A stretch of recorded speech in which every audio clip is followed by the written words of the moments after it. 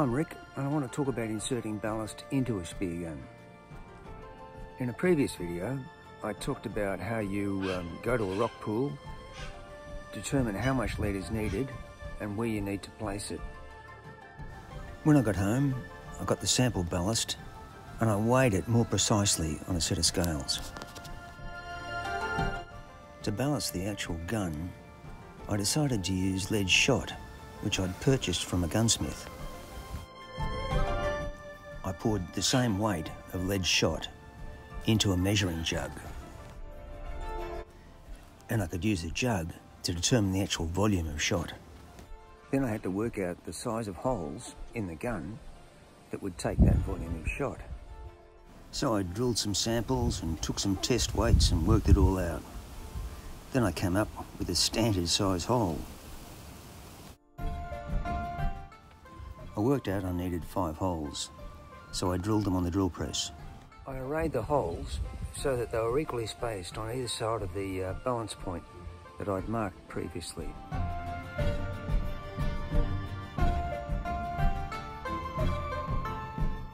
I divided the total weight of the ballast by 5 and set aside 5 little lots each to go in an individual hole. I wanted to embed the shot, and to do this I used epoxy. I usually use West epoxy, but just with a fast hardener, but just about any epoxy will do. I reckon polyester casting resin will be okay as well.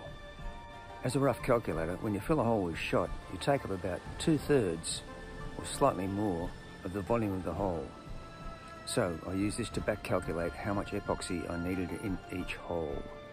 When you're embedding stuff in epoxy, the big problem you have is bubbles. They come up and they sit on the surface and they're rough, and it takes extra work to fill them later. I find that if you pour a little bit of epoxy in first and then put the shot in on top of it, you have fewer bubbles coming through.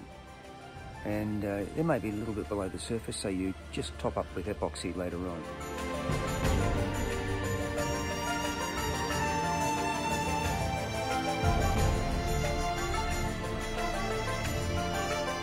Another way to avoid bubbles is to fill your holes with shot and epoxy, then tightly tape over the whole area so that it is leak-proof, and turn it upside down.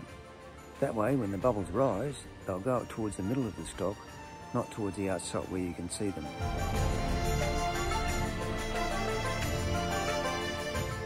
Thanks for that tip, John. You have to tape firmly and securely. I find that in summer, when the epoxy's thinner, you really have to take care. If you don't do it right, the epoxy just pours through and you get drips everywhere.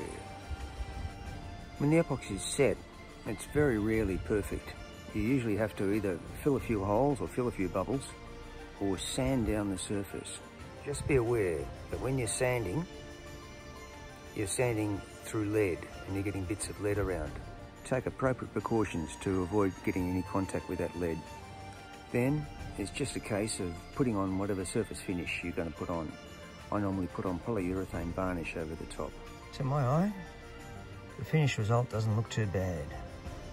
I like the little circles and bits of black behind them.